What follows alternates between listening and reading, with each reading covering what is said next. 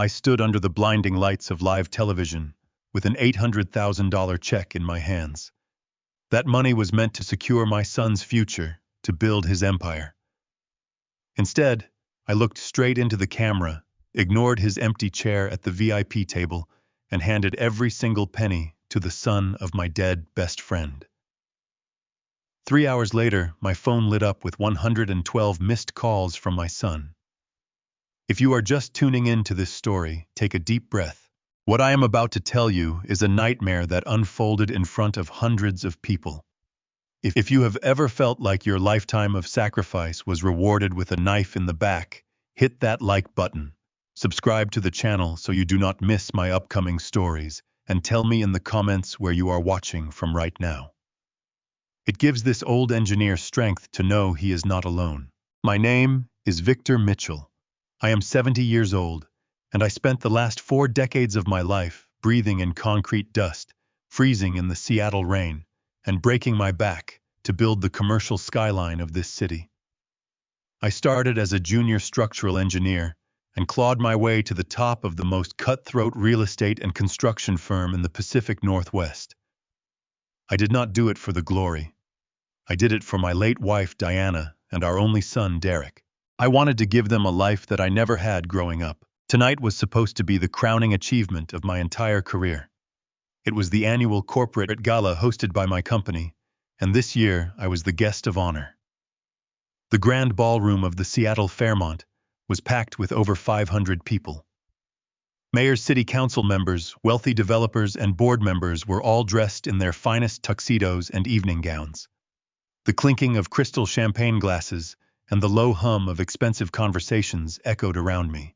I stood just off the main stage, adjusting my tight collar, listening to our Chief Executive Officer, Richard Blackwood, give a speech about my legacy. Richard was a charismatic man. He spoke into the microphone talking about how my designs had saved the company during the recession, how my hands had physically inspected the foundations of the tallest towers in the city. The crowd applauded. But I was not looking at Richard. I was staring out into the sea of people, my eyes locked on the front row. The VIP table directly in the center was reserved for my family. It had a beautiful floral centerpiece and 3 empty chairs, one for me, one for my son Derek, and one for his wife Rachel. Derek was 32 years old now. I had paid for his Ivy League education in cash. I had bought him and Rachel a $1.2 million house in the suburbs for their wedding, just so they would not have to worry about a mortgage. I had given them everything. But as I stared at those 2 empty chairs, my chest tightened with a familiar heavy ache. Just 3 hours before the gala, Derek had called me. He sounded panicked and out of breath. He told me that Rachel had suffered a severe life-threatening allergic reaction to seafood at a local restaurant. He said they were trapped in the emergency room waiting for doctors to stabilize her breathing. He swore to me that they had no cell service in the hospital basement. He apologized profusely, saying he was devastated he could not make it to my 40-year honor ceremony. I am an old man, and I am a father first. I told him not to worry about me at all, and to just take care of his wife. I believed him, because why would a son lie to his father on the biggest night of his life? But as I stood there waiting for my cue to walk on stage, my phone buzzed in my pocket. It was an anonymous message sent to my social media account. Someone had forwarded me a live video from a very exclusive, very loud VIP casino in Las Vegas. I tapped the screen. The video was posted by Rachel just 10 minutes ago. There they were. My son Derek and his wife Rachel wearing designer clothes, laughing hysterically, and popping a $5,000 bottle of champagne at a roulette table. The caption on the video read, "Escaping boring family obligations to win big." They were not in a hospital. Rachel was not fighting for her life. My son had skipped the ceremony honoring my 40 years of blood and sweat so he could gamble and drink in Vegas. They had simply deemed my life's work as boring. I felt a coldness wash over me that I had not felt since the day I buried my wife, Diana. It was the chilling realization that my son did not respect me. He saw me as an inconvenience, an endless bank account that he could draw from while completely disregarding my feelings. I looked away from my phone and scanned the crowded ballroom again. My eyes bypassed the wealthy developers and the politicians until they landed on a small table tucked away in the back corner of the room. Sitting there, completely alone, was a young man named Jason Reed. Jason was 28 years old. He was the son of my late best friend, Thomas Reed. Thomas and I had started in the construction business together, but he passed away 5 years ago, leaving Jason to run his struggling auto mechanic shop. Jason was wearing an outdated, ill-fitting suit that he had probably bought at a thrift store. His hands were calloused and permanently stained with motor oil. But he was there. He had closed his shop early, lost a day's wages, and driven an hour through traffic just to sit in the back row and support me because he respected the history I shared with his father. Richard Blackwood's voice boomed through the speakers, bringing my attention back to the stage. "And now, ladies and gentlemen," Richard announced with a dramatic pause, "we are not just giving Victor Mitchell a glass trophy tonight. Our board of directors has decided to establish a corporate trust grant in his honor. Tonight we are gifting Victor's family a check for $800,000 to fund the next generation of his legacy." The ballroom erupted in a standing ovation. $800,000. It was a staggering amount of money. Richard smiled widely, looking directly at me. "Victor, please come up here. And bring your son Derek to the stage to accept this incredible gift." The spotlight hit me. The cameras from the local news stations pivoted in my direction. The crowd was cheering, waiting for the proud father and his successful son to share a tearful embrace on stage. I slowly walked up the steps, feeling the heavy silence of my own reality. I walked over to Richard and shook his hand. He handed me the microphone and a massive, oversized novelty check with the corporate logo printed on it. "Where is Derek?" he whispered to me off microphone, keeping his professional smile intact. "Is he coming up?"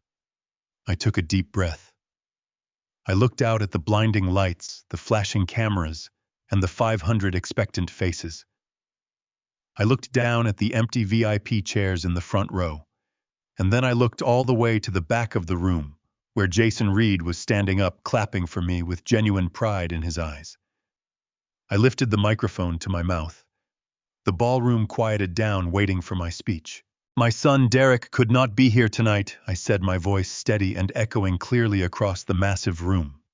"He told me he was dealing with a life-threatening medical emergency. But 10 minutes ago, I received a video of him and his wife drinking champagne at a VIP casino table in Las Vegas. They decided that celebrating my 40 years of hard work was simply too boring for them." A collective gasp ripped through the audience. Richard Blackwood's eyes widened in sheer shock. The local television cameras zoomed in on my face, capturing every ounce of raw, unfiltered truth. I did not flinch. I did not break down. I stood tall. "I have given my son everything a father could give." I continued, gripping the microphone tightly. "I paid for his life, his education, and his home. But loyalty and respect are not things you can buy. They are things you earn. And while my own blood could not be bothered to show up tonight, there is a young man in this room who closed his struggling business and drove through a storm just to support an old friend of his late father." I pointed directly to the back of the room. The spotlight operator, confused but following my lead, swung the massive beam of light across the audience until it landed on Jason Reed. Jason froze, looking around in absolute shock as 500 heads turned to stare at him. "Jason, please come up here," I said. He hesitated, looking terrified in his cheap suit, but he slowly navigated through the sea of wealthy elites and walked up the steps to the stage. He stood next to me, looking completely bewildered. "This grant is meant to fund the next generation of my legacy," I said, looking straight into the camera, broadcasting live across the city. "But a legacy is not about bloodlines. It is about character. It is about work ethic. It is about showing up for the people who matter. Jason, you have your father's heart and his loyalty. You work hard and you never ask for a handout." I turned to Richard Blackwood, who was too stunned to intervene, and then I handed the $800,000 check directly to Jason. I am transferring this entire corporate trust to Jason Reed. I announced, my voice unwavering. Use it to save your auto shop. Use it to build your own empire. You have earned it, son. The ballroom was dead silent for 3 agonizing seconds before erupting into the loudest cheering had heard all night. People were standing up, clapping furiously, moved by the raw reality of the moment. Jason stared at the check, his hands trembling, tears welling up in his eyes. He hugged me tightly, whispering thank you over and over again. I walked off that stage feeling a profound sense of liberation.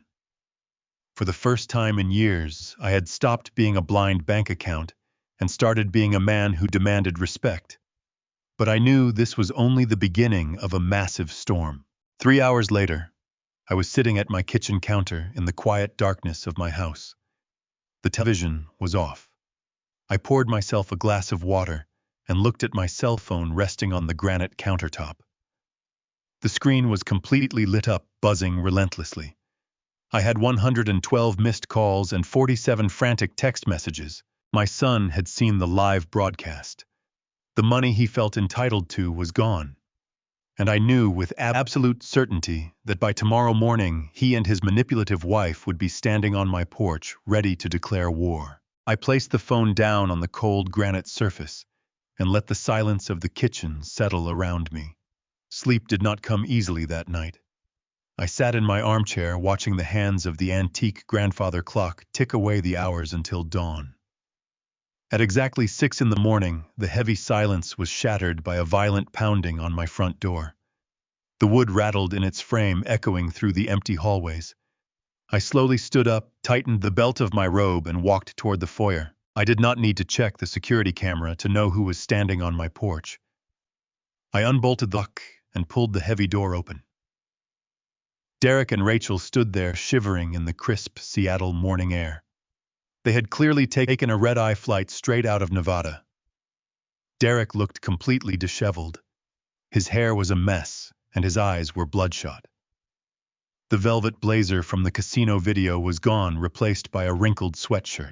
Rachel stood slightly behind him, leaning heavily against the doorframe.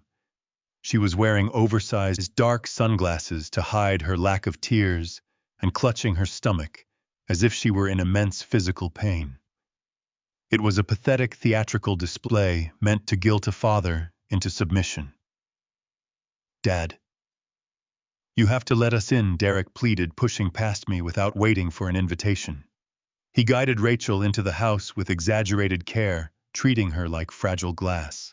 She let out a weak, dramatic groan as she collapsed onto the living room sofa, pulling a throw blanket over her shoulders. I closed the door calmly and followed them. I did not ask how she was feeling. I did not rush to get her a glass of water. I simply walked into the kitchen, turned on the coffee maker, and watched them from across the open counter. Derek paced back and forth across the hardwood floor. His hands were shaking. "Dad, we need to fix what happened last night." He started, his voice trembling with a mixture of anger and desperation. "You made a terrible mistake. You were emotional and confused. You let a complete stranger manipulate you into giving away our family money." I remained silent, leaning against the counter as the coffee machine began to hum. Rachel pushed her sunglasses up her nose and let out a fake sob. "Victor, you humiliated us," she whimpered, her voice shaking with artificial grief. "We were fighting for my life in a dirty hospital room, and you were on television giving our future away to a grease monkey. We are your family. That money belongs to us." Derek stopped pacing and slammed his hands down on the kitchen island. "Listen to me, Dad," he demanded. "We already called a lawyer during our long layover. You can still reverse the transfer. You can claim that Jason coerced you. You can tell the board of directors that you were not in your right mind and file a massive lawsuit against him for elder financial abuse. It happens all the time in the corporate world. The company will freeze the funds and route the $800,000 directly to my personal accounts where it truly belongs. You just have to make the phone call and tell them you made a mistake." I looked at my son and felt a profound wave of absolute disgust. Elder financial abuse. The sheer audacity of those awful words coming from his mouth was staggering. I looked around the room and let my tired mind wander back to the beautiful day he married Rachel. They had wanted a life of endless luxury, but neither of them had the discipline to actually build one. I had stepped in like a blind fool to give them a head start. I just wanted my son to have a solid and secure foundation. And now, standing right here in my kitchen, he was demanding that I falsely accuse a hard-working young man of a terrible felony just to line his own pockets. He was entirely willing to destroy Jason, to get his greedy hands on money he did not earn. I turned around and took a thick ceramic mug from the upper cabinet. I poured my coffee slowly, watching the dark, hot liquid fill the cup to the brim. The rich aroma of roasted beans filled the tense, heavy air between us.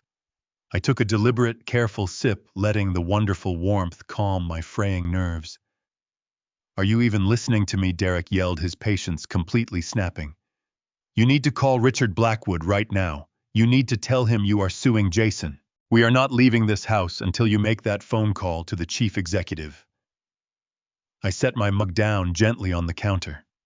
I looked directly into his angry, bloodshot eyes.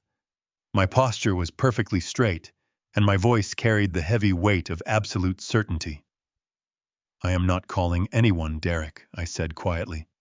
"And I am certainly not suing a man who possesses more integrity in his little finger than you have in your entire body." Rachel sat up straight on the couch, dropping her sick victim act entirely. "You cannot do this, Victor," she hissed. "You are deliberately punishing your own blood son for a severe medical emergency. You are being incredibly cruel and completely irrational."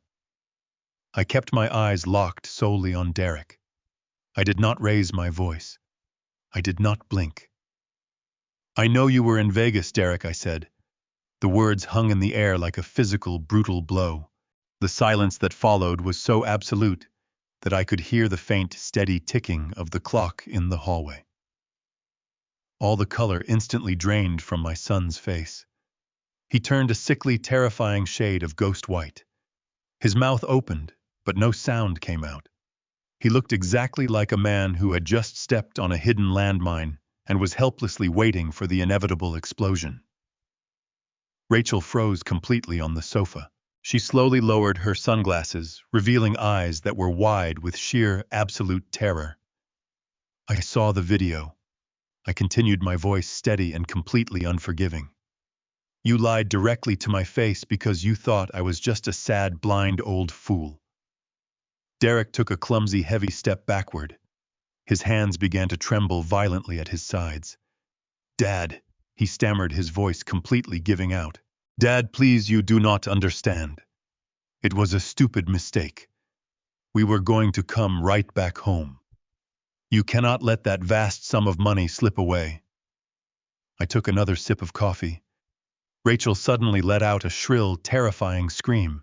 She lunged forward, grabbing the edge of the granite counter with both hands, her perfectly manicured nails scraping against the hard stone. Her body convulsed with absolute dread as she completely lost control of her meticulously crafted, innocent persona. Derek tried to stop her panicked outburst. "If we do not get that specific $800,000 by Friday, they are going to take the house." Rachel's words echoed off the tiles. "Take the house." I let the silence stretch. Derek glared at his wife. Rachel covered her mouth. I kept my expression neutral. "Take the house?" I asked softly. "What do you mean, Rachel?" Derek stepped between us. "Nobody, Dad," he snapped. "She means the bank. We have unexpected tax liabilities and corporate red tape." He was lying. I had bought that house in cash. There was no mortgage and I paid their property taxes. But I stayed silent. Instead, I sighed heavily, letting my shoulders slump. "I understand," I said gently. "I want to help you, Derek." I grabbed my checkbook. I opened it very slowly, smoothing out the crisp paper with my right thumb. My hands were perfectly steady, and my breathing was completely calm. I truly wanted to see exactly how far his disgusting greed would push him before he finally broke and snapped. I do not have $800,000, I said, but I have personal savings. I can write a check for $20,000 to cover immediate fees. I held the pen over the paper. Derek stared at the checkbook, his face contorted with rage. $20,000, he sneered. He kicked the wooden bar stool, sending it crashing onto the floor. $20,000 is absolutely useless, Dad. It does not fix anything. Rachel grabbed his arm, pulling him back toward the hallway. Stop it, Derek, she whispered frantically. We need to go. We need to figure this out before Friday. Derek yanked his arm away from her, his chest heaving. He pointed a trembling finger at me. You chose a greasy mechanic over your own blood, he yelled. You chose a stranger over your own family. If you do not fix this by tomorrow, do not ever expect to see us again. You will never meet your future grandchildren. You will die alone in this house, and it will be your own fault. They turned and stormed out of the house. The heavy mahogany front door slammed shut behind them, shaking the picture frames on the walls. I stood alone in the kitchen, listening to the sound of their car engine revving aggressively as they sped out of the driveway. The moment the ambient noise faded away, my slumped posture vanished. I stood up perfectly straight. I closed my checkbook and tossed the pen onto the counter. The sad, confused father act evaporated, entirely replaced by the cold, calculating mindset of a man who had spent 40 years negotiating multi-million-dollar construction deals. If my son wanted to treat our relationship like a hostile corporate takeover, I was going to respond in kind. I walked into my home office and locked the heavy wooden door behind me. I opened my laptop and immediately went to a specialized security electronics website. I ordered 3 high-definition micro cameras with built-in audio recording and remote cloud storage. I paid for expedited overnight shipping. I knew that Derek and Rachel would be back. Desperate people do not just walk away when they believe a fortune is within their reach. I needed to see exactly what they were going to do when they thought I was not looking. Once the order was confirmed, I picked up my phone and dialed a number I had not used in over 3 years. It belonged to Mike Donovan. Mike was a former federal prosecutor who had transitioned into private practice as a ruthless corporate attorney and fixer. He was not the kind of lawyer you hired to draft a simple will. He was the kind of lawyer you hired when you needed to completely dismantle an opponent without leaving any fingerprints behind. The line rang twice before he answered. Victor, he said, his deep, gravelly voice cutting through the speaker. I saw the news broadcast last night. It was quite a show. I did not call to talk about the gala. Mike, I replied, my voice completely devoid of emotion. I need you to do a shadow audit on my son. I need it done quietly, and I need it done immediately. Mike was silent for a moment. A shadow audit is invasive, Victor. We are talking about pulling private banking records, offshore transfers, and hidden liabilities. If he finds out I am digging into his accounts, it could get ugly. He will not find out, I said firmly. He is hiding a massive debt. Rachel slipped up and mentioned a Friday deadline. She said someone was going to take their house. I bought that house for them in cash, Mike. There is no bank holding a note on that property. I need to know who exactly is threatening them, and I need to know how deep the hole is. Give me 2 hours, Mike said. I will put my best forensic accountants on it right now. Do not confront him until you have the full picture. I ended the call and set my phone down on the desk. The next 2 hours felt like an eternity. I paced back and forth across the hardwood floor of my office, running through every possible scenario. I wondered if Derek had made a bad investment. I wondered if he had fallen victim to some kind of elaborate real estate scam. But nothing prepared me for the reality of what he had actually done. When my phone finally rang, the caller identification displayed Mike Donovan. I answered it immediately, putting the device on speakerphone so I could take notes. Do you have the financial audit? I asked, my heart hammering steadily in my chest. I have it, Mike replied. But you need to sit down, Victor. This is much worse than a simple gambling problem or a bad business deal. Your son is in serious trouble. I sank into my leather desk chair and stared blankly at the wall. Tell me everything, I demanded, bracing myself for the absolute worst. Mike let out a heavy, weary sigh over the line. Victor, your son is not just playing cards at a casino, he said, his voice deadly serious. He is exactly $600,000 in the hole to a violent underground betting syndicate operating out of Nevada. They are not bankers. They are dangerous people who do not care about legal contracts. I closed my eyes, feeling a sharp pain radiate through my temples. $600,000. It was a staggering amount of debt for a young man who already had everything handed to him. But how could he borrow that much money without proving he had the capital to pay it back, I asked, struggling to understand the mechanics of his incredible stupidity. That is the worst part, Victor. Mike continued, his tone darkening significantly. Criminal syndicates do not just hand out $500,000 based on a verbal promise. They require collateral, concrete physical assets that they can liquidate if the borrower defaults. Your son gave them collateral.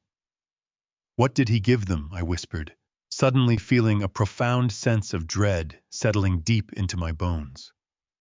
Mike paused for a moment, letting the heavy silence stretch across the line before delivering the final crushing blow. He completely bypassed his own assets and named you as the absolute primary guarantor of the massive illegal loan. If he does not pay them back by Friday morning, they are coming directly for you and everything you have ever built in your entire life. The line went completely dead. I slowly lowered the phone from my ear and placed it back onto the polished mahogany desk. The quiet hum of the central heating felt deafening in the otherwise silent room. My own son had not just made a terrible financial mistake. He had intentionally served me up on a silver platter to violent criminals to save his own skin. I stood up, feeling the weight of my 70 years pressing heavily against my spine. I did not have time to sit and mourn the son I thought I had raised. I grabbed my thick wool coat and my car keys, stepping out into the cold, relentless Seattle rain. The drive to the industrial district took less than 40 minutes, but my mind raced through 1,000 different scenarios during every single mile. I pulled my car up to a worn-down concrete building with a faded neon sign that read, Reed Automotive. The parking lot was mostly empty, save for a few rusted vehicles waiting for repairs. I pushed the heavy metal door open and stepped inside the garage. The familiar smell of motor oil and burnt rubber hit my lungs instantly, transporting me back to the days when my best friend Thomas and I were just starting out. Jason was underneath an old sedan holding a heavy wrench, his forearms covered in dark grease. When he heard my footsteps, he slid out on the creeper board and immediately stood up, wiping his hands on a stained rag. He looked completely exhausted. Dark circles hung heavily under his eyes, but he still managed a respectful nod when he saw me. Mr. Mitchell, he said, his voice filled with a mixture of shock and profound gratitude. What are you doing here on a morning like this? Before I could even answer, he reached into the front pocket of his heavy canvas work jacket and pulled out the crisp corporate check for $800,000. He held it out toward me, his hand trembling slightly. I cannot take this, he said softly. I stayed awake all night looking at it. It is too much money. You proved your point on television, and you defended my father's memory perfectly, but I cannot accept this kind of charity. It does not feel right. I looked at the piece of paper fluttering in his greasy hand, and then I looked directly into his honest, tired eyes. I did not reach out to take the check. Put that back in your pocket, Jason, I said, my voice firm and unwavering. I did not come all the way down here to take back a gift that you rightfully earned. I came here today because I need your help, and quite frankly, you are the only person left in this city that I can actually trust. Jason froze. The hesitation in his posture vanished instantly, replaced by an intense, unwavering focus. He slowly folded the check and slipped it safely back inside his jacket. He tossed the dirty rag onto a nearby workbench and stepped closer to me. Tell me what you need, he said, without asking a single question about the danger or the cost. Anything you need, it is yours. I took a deep breath, letting the cold, damp air fill my lungs. I told him everything. I stood in the middle of his struggling auto shop and laid bare the absolute most humiliating reality of my life. I told him about the casino video, the frantic morning ambush in my kitchen, the fake medical emergency, and the devastating phone call with my lawyer, Mike Donovan. I explained that Derek was $600,000 in debt to an underground betting syndicate, and that my name was somehow attached to the illegal loan. Jason listened in absolute silence. He did not interrupt me. He did not offer empty platitudes or fake sympathy. He simply processed the information with the sharp, street-smart intuition that his father had taught him. When I finally finished speaking, he walked over to the heavy rolling garage door and pulled the metal chain locking it securely from the inside. He turned off the open sign in the front window, plunging the shop into a dim, shadowy quiet.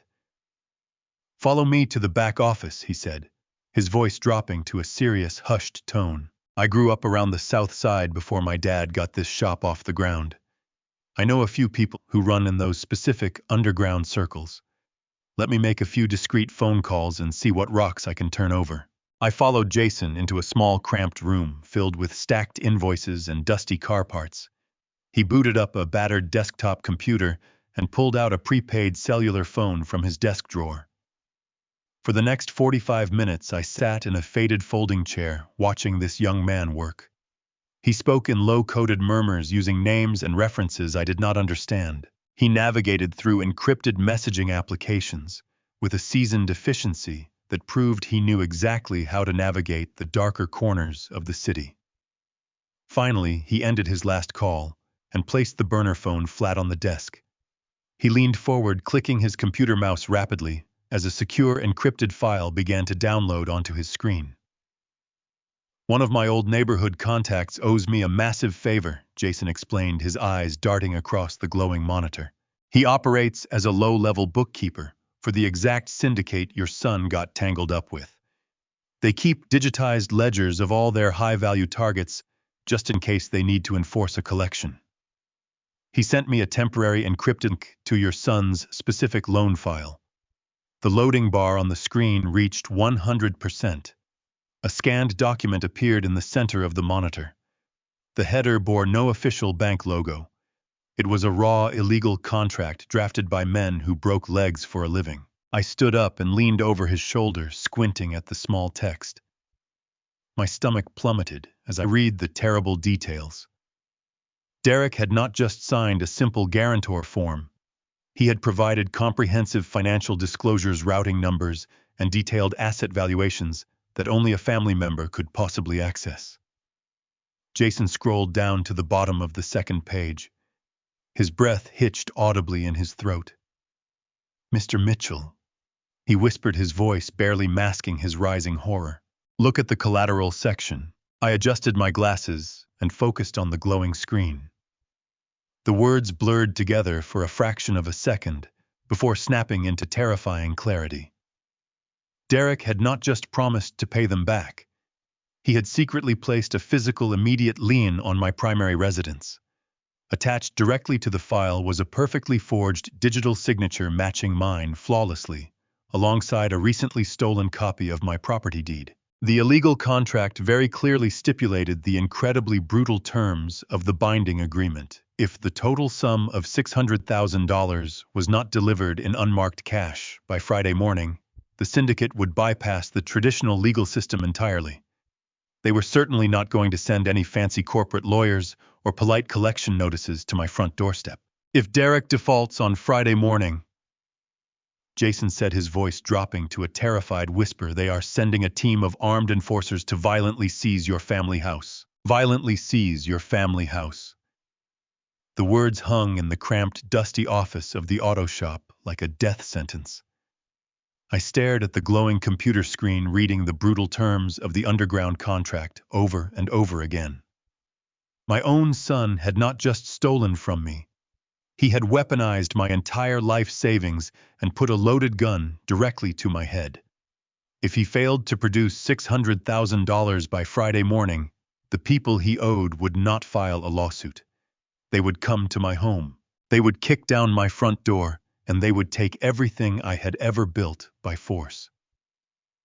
Jason placed a heavy hand on my shoulder.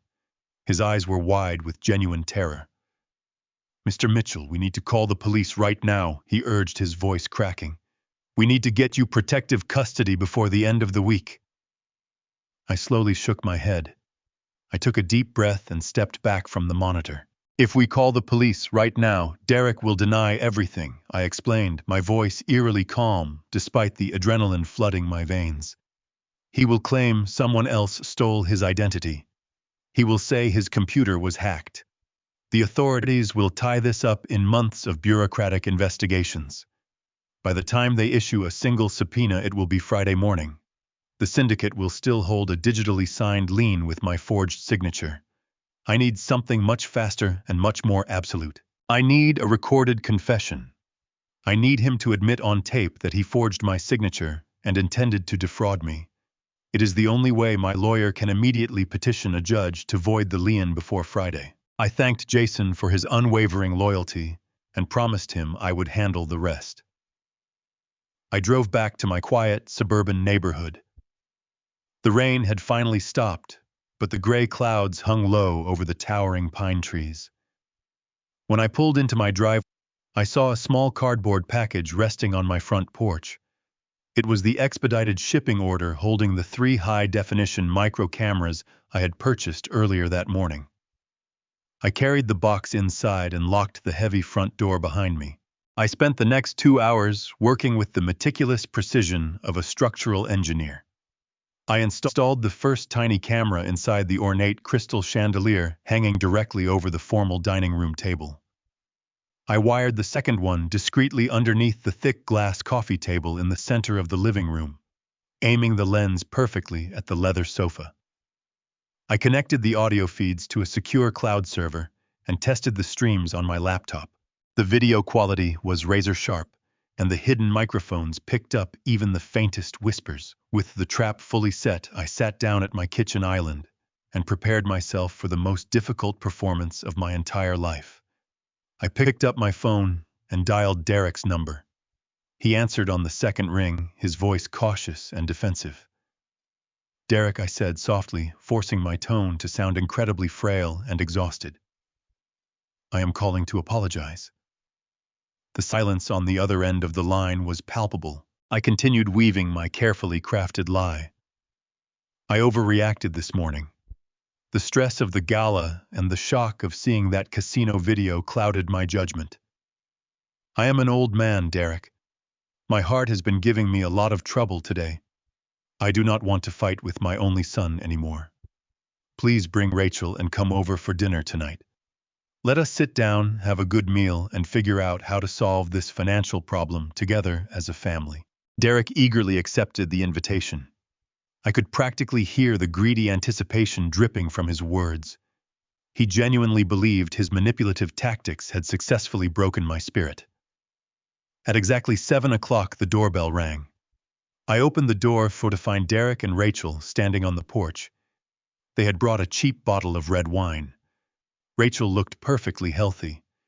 The fake medical emergency from the morning was completely forgotten. They walked inside, surveying the house with the calculating eyes of vultures circling a wounded animal. I guided them into the dining room, taking careful, measured steps. I kept my shoulders slumped forward and deliberately leaned my weight against the doorframes as I walked. I needed them to believe that the physical stress of our morning argument had severely weakened my heart. I served a heavy meal of roasted chicken and vegetables. I poured the wine into their glasses, but I filled my own glass with dark grape juice. I could not risk dulling my senses with alcohol. The conversation started out tense, with Derek throwing out subtle complaints about his financial burdens. I simply nodded, acting deeply sympathetic to his fabricated struggles. I steered the conversation exactly where I needed it to go. I set my fork down and let out a long, trembling sigh. I rubbed the center of my chest with my right hand, wincing slightly, as if fighting off a dull ache. "You know, Derek," I said, my voice raspy and low, After my heart palpitations this afternoon, I spent a lot of time thinking about your mother. I spent a lot of time thinking about my own mortality. None of us are going to live forever. Derek exchanged a very quick, subtle glance with Rachel. He leaned forward, resting his elbows on the dining table. "What are you saying, Dad?" he asked, trying to mask the sudden, eager edge in his voice. "I am saying that I want to make sure you and Rachel are properly taken care of." I continued, looking down at my plate like a defeated man. "I have been reading about estate taxes and probate courts. If something happens to me suddenly, the government will tie up this house and my assets for months. They will take a massive percentage of your inheritance. I do not want that to happen. I want you to have a secure future. I think it might be best if we bypass the estate entirely. I want to legally transfer the deed of this house directly into your name while I am still alive." The reaction was instantaneous and completely sickening. Derek's eyes widened until they were practically glowing with unchecked greed. Rachel let out a sharp, breathless gasp. They did not show a single ounce of concern for my declining health or my morbid conversation. They only cared about the property. This house was worth millions of dollars, and I was offering it to them on a silver platter. "Dad," Derek said, speaking rapidly as he pushed his dinner plate away. "That is incredibly generous of you. It is actually the smartest financial decision you could possibly make. We can put the property into a joint trust immediately. It will protect the asset and give us the capital we need to secure our future together." He was entirely too eager. He reached his hand inside the breast pocket of his dark blazer. I watched in absolute disguised horror as he pulled out a thick, folded stack of legal documents. He laid them flat on the center of the dining table, right underneath the hidden camera concealed inside the chandelier. "I had these drafted by a real estate lawyer a few weeks ago," Derek lied, smoothly tapping the top of the paper. "I was going to suggest this exact strategy to help you manage your retirement portfolio. All you have to do is sign this bottom line, and we can take care of the rest." The sheer audacity of his preparation was staggering. He had literally brought a pre-drafted property deed transfer to a reconciliation dinner. He had been actively planning to steal my home long before the disaster at the corporate gala ever happened. I reached out with a trembling hand and pulled the heavy stack of documents toward my side of the table. I stared at the bold black letters printed across the top page. It was a complete surrender of my primary residence, leaving me absolutely zero legal rights to the property I had built. I looked up at my son. He was holding a silver pen out toward me, his knuckles white from gripping it so tightly. Rachel was leaning over the table, her breathing shallow and fast. They were practically vibrating with anticipation, waiting for the old fool to sign away his entire life. I took the silver pen from his hand. I pressed the metal tip against the thick paper. Then I suddenly stopped. I squeezed my eyes shut and let out a sharp, pained groan.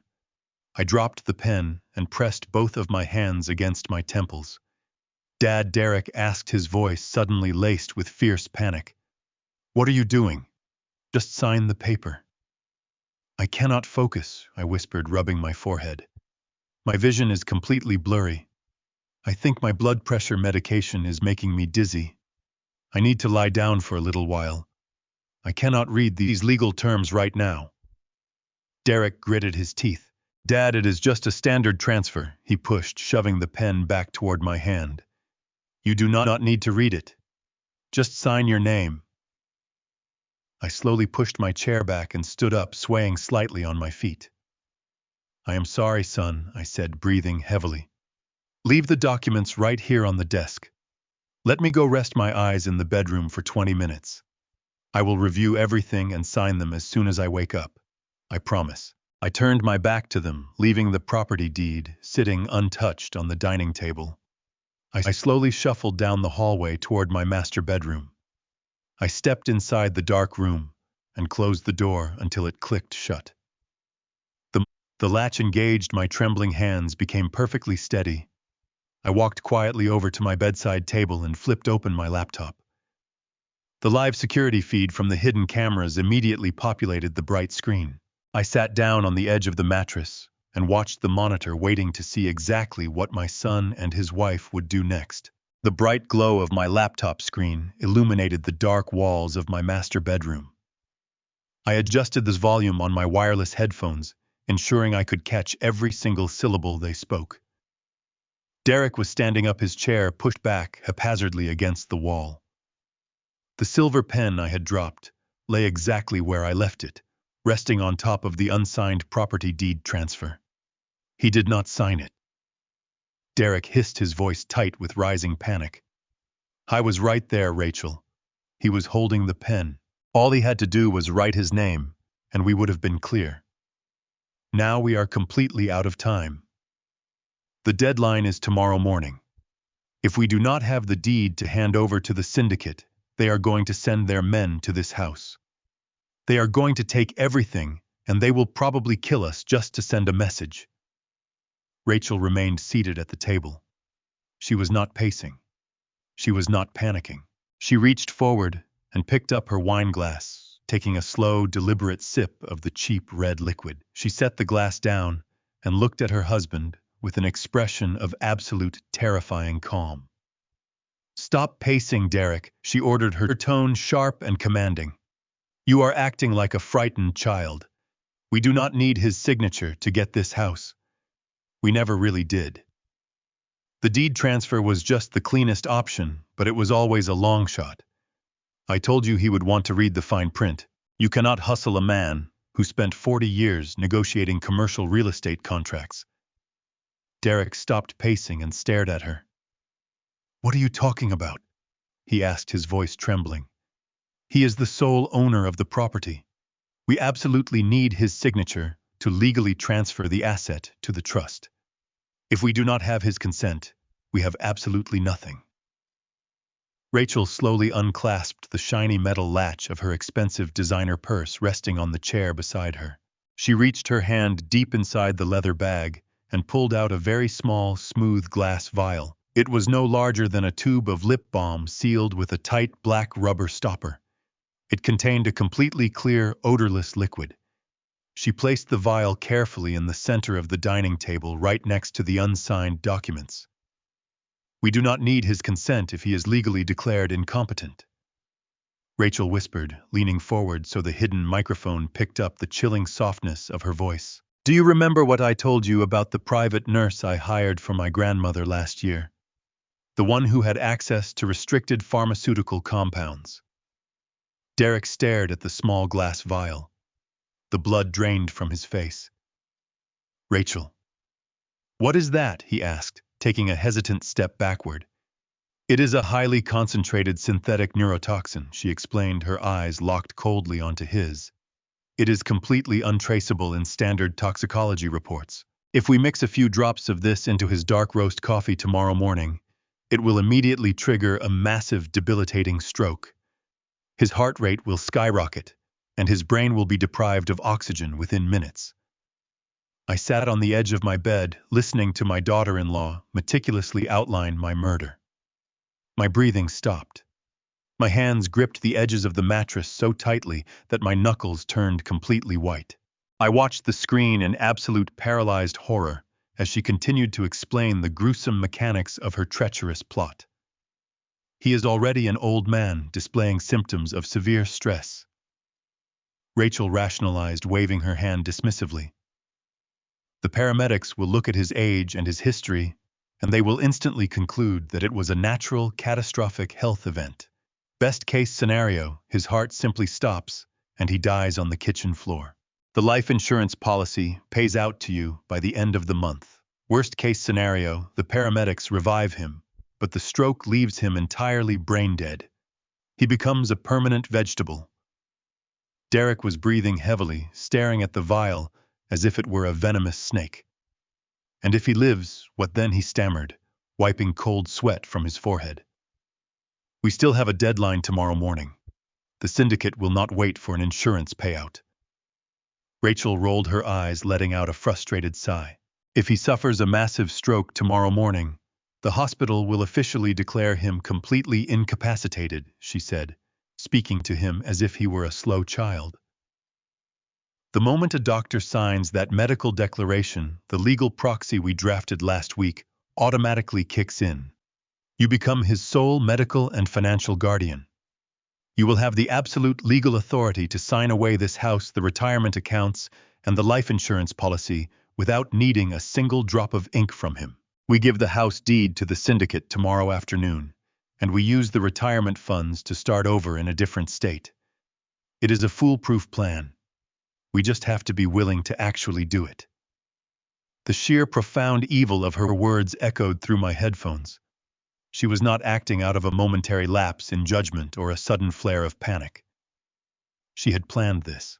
She had actively sought out a black market chemical agent, brought it into my home, and coldly calculated the financial benefits of my permanent brain death.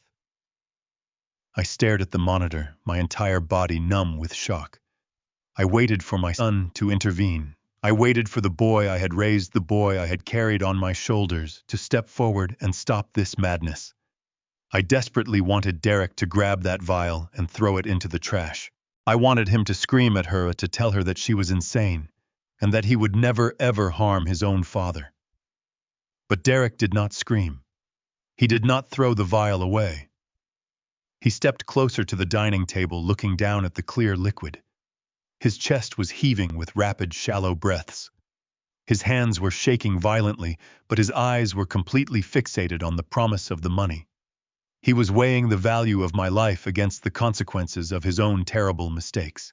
I was deciding if 57 years of my love and provision were worth more than his own freedom. "We could go to jail, Rachel," he whispered, his voice trembling with cowardly hesitation. "If the medical examiner finds something in his blood, we will go to federal prison for the rest of our lives." "They will not find anything," she insisted, pushing the vial across the polished wood toward him. "It metabolizes in the bloodstream within 2 hours. By the time the ambulance arrives, his system will just show elevated cardiac enzymes. It will look exactly like a natural heart attack. We just pour his coffee, walk out the front door, and wait for the hospital to call us. We will play the grieving family. No one will ever suspect a thing. But you have to decide right now, Derek. Are we going to lose everything we have?" Derek hesitates for exactly 1 second before nodding.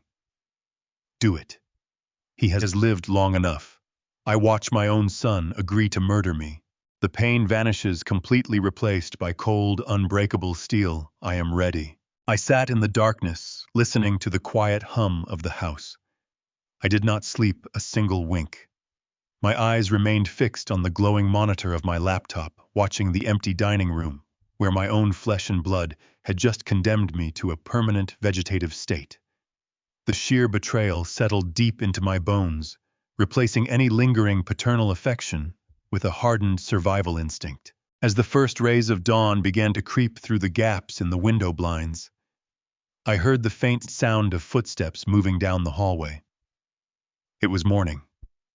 The day of my planned execution had finally arrived. I closed my laptop, slid it under the mattress, and took a deep breath to steady my racing heart. I stood up from the bed, straightened my silk pajamas, and walked out into the living room to face the 2 people who wanted me dead. Rachel was already in the kitchen. She was humming a cheerful melody as she moved gracefully between the granite island and the stainless steel espresso machine. She looked completely relaxed. There was absolutely no trace of the monstrous woman I had listened to on the hidden cameras just a few hours ago. Derek was sitting at the dining table, scrolling casually through his smartphone. He did not look up when I walked into the room. He simply kept his eyes glued to the screen, completely detached from the horrific reality of what they were about to do. "Good morning, Victor," Rachel chirped, turning around with a bright, warm smile plastered across her face. "I hope you slept well after your dizzy spell last night. I made your favorite dark roast coffee just the way you like it." She picked up a white ceramic mug and carried it to the living room, where I usually sat down to read. I lowered myself onto the heavy leather sofa, moving with deliberate slowness to maintain the illusion of my failing health. "Thank you, Rachel," I said, keeping my voice low and raspy. "You are always so thoughtful." I reached out and took the mug from her hands. The ceramic was warm against my palms. I looked down at the dark, steaming liquid inside the cup. To anyone else, it would have looked like a perfectly normal morning beverage. But I knew the truth. I knew that resting invisibly within that dark liquid was a highly concentrated synthetic neurotoxin designed to stop my heart and destroy my brain. I looked up at Rachel. She was standing entirely too close, watching me with eager, expectant eyes. Derek had finally put his phone down and was staring at me from the dining room. The tension in the air was thick and suffocating. They were waiting for me to take a sip. I brought the rim of the mug close to my lips, letting the hot steam rise against my face. I needed to empty the cup without them seeing, but they were watching my every single move. Fortunately, 40 years on active construction sites had taught me more than just how to pour concrete. I had learned how to misdirect attention. I suddenly let out a loud, violent cough.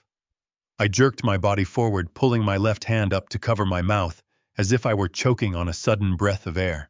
The sudden loud noise startled Rachel, causing her to flinch and take a quick step backward. In that precise fraction of a second, where her eyes darted away, I tilted my right wrist outward. I dumped a large portion of the poisoned coffee directly into the soil of the massive potted fern resting on the end table right next to the sofa. I quickly brought the mug back to my lips and wiped my mouth, letting a drop of saliva run down my chin to complete the illusion. "Oh, excuse me," I coughed, leaning back against the leather cushions. "My throat is incredibly dry this morning. That coffee went down completely wrong." Rachel quickly recovered from her surprise. Her eyes darted from my face to the half-empty mug in my hands. A triumphant, sinister gleam flashed across her expression. "It is okay, Victor," she said, her voice dripping with artificial sweetness. "Just relax and let the warm drink settle your nerves. You will feel completely different in just a few minutes." I nodded slowly, setting the mug down on the glass coffee table right above one of the hidden microphones I had installed the day before. I waited for exactly 60 seconds, letting the silence stretch across the room. Then I began my final performance. I raised my right hand to my forehead and let out a low, agonizing groan. I let my head loll back against the sofa cushions. "The room is spinning," I muttered, slurring my words heavily. "Derek, what is happening to my vision? I cannot see straight." Derek stood up from the dining table. He did not rush over to help me. He simply walked to the edge of the living room and watched me with a cold, detached fascination. Rachel took a step closer, crossing her arms over her chest. I let my entire body go completely limp. I slid sideways on the leather sofa, my arm dropping heavily toward the floor. "My chest feels so tight," I gasped, letting my eyelids flutter closed. "I cannot breathe, Derek. Call an ambulance. Please call an ambulance."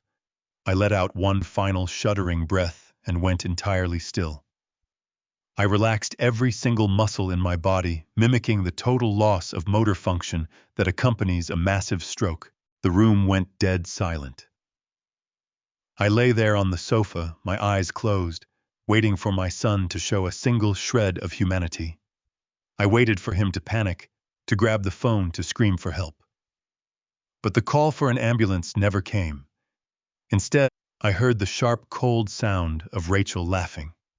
"It actually worked," she whispered, her voice filled with victorious relief. "I told you it would work, Derek. Look at him. He is completely paralyzed." I heard his heavy footsteps approach the sofa. He did not check my pulse.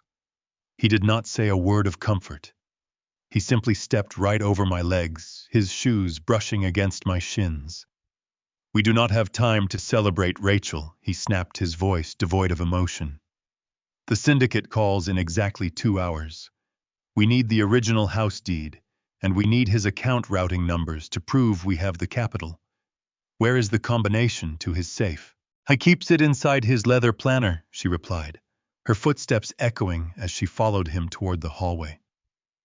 "Leave him there on the couch. Let the toxin finish destroying his brain before we call the paramedics." Their footsteps disappeared into my home office. I kept my breathing shallow, listening intently. I heard the heavy desk drawers being yanked open. I heard Derek cursing as he frantically searched. Finally, the digital keypad beeped, and the heavy steel safe door swung open. "Got it," Derek said. "I will get the property deed."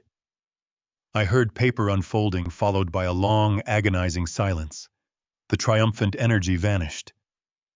"Derek, what is this document?" Rachel whispered, her breath hitching in terror. "This is a finalized, legally binding will. He left absolutely 100% of his assets, his estate, and his life insurance to Jason Reed." The words hung in the air like a physical weight pressing down on the room. I watched through the narrow gap of my eyelids as the reality of their situation violently crashed down upon them. Rachel snatched the thick parchment paper out of my son's hands, her eyes scanning the legal jargon with mounting terror. She read the bold print at the bottom of the page out loud, her voice cracking under the immense pressure. "He signed this yesterday." "Derek," she gasped, dropping the document onto the floor. "If his heart stops beating right now, we get absolutely nothing. The entire estate goes to the mech, and the syndicate will come here tomorrow and kill both of us." The cold, hard truth of her statement shattered the arrogant confidence they had carried just moments before. The perfect murder plot they had so carefully constructed had just transformed into their own immediate death sentence. If I died on this leather sofa, they would be left with zero collateral to appease the dangerous men they owed money to. I felt a grim sense of satisfaction wash over me as I lay there perfectly still. I had intentionally placed that updated will right at the front of the safe, knowing it would be the first thing they found. Derek stumbled backward away from the open steel safe. His breathing became rapid and shallow, echoing loudly in the quiet hallway. "We need to wake him up," he stammered, his voice pitching into a frantic shriek. "We have to wake him up right now, Rachel.